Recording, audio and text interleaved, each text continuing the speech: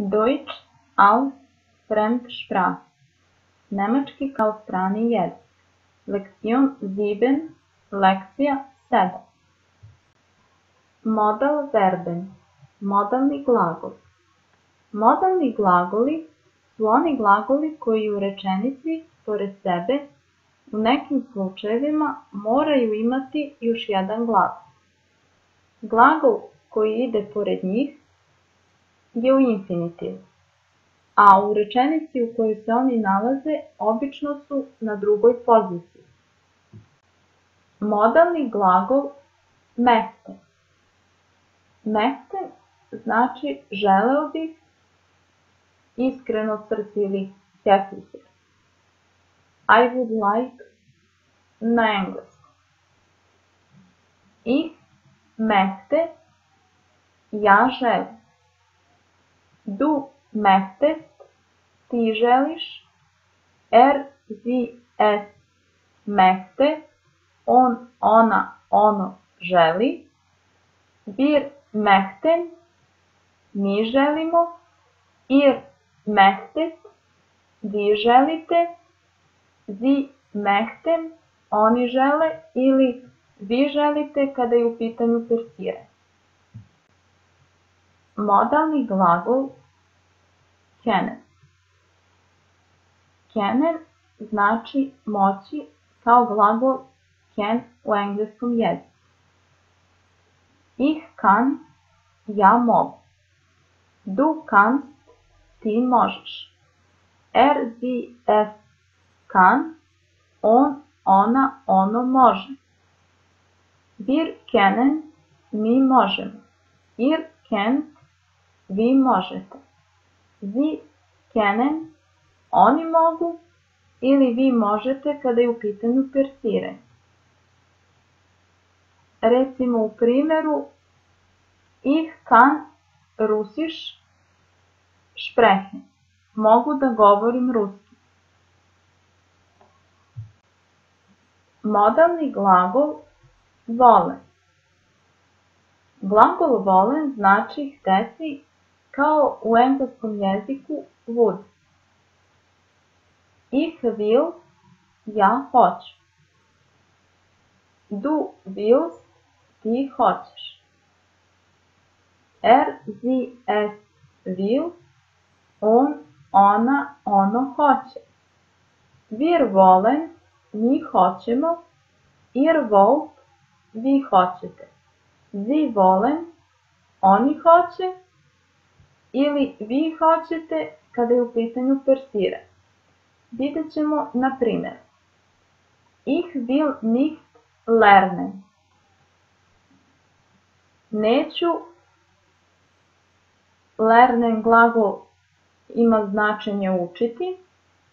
Neću da učim, nicht označava negaciju.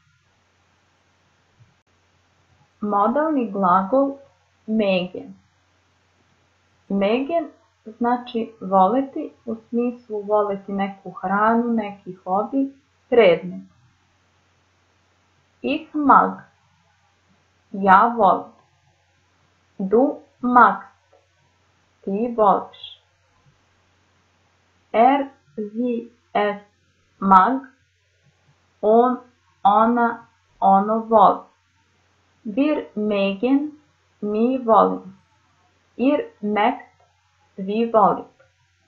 Sie mögen, oni vole ili vi volite u slučaju kada se persira. Modalni glagol müssen. Müssen znači morati ili u engleskom jeziku glagol must.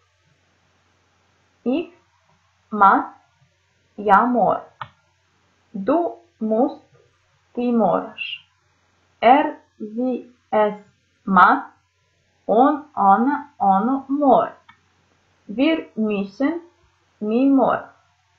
Ihr müsst, vi morate. Sie müssen, oni moraju ili vi morate ako je u pitanju persiranje. Modalni glagol dürfen.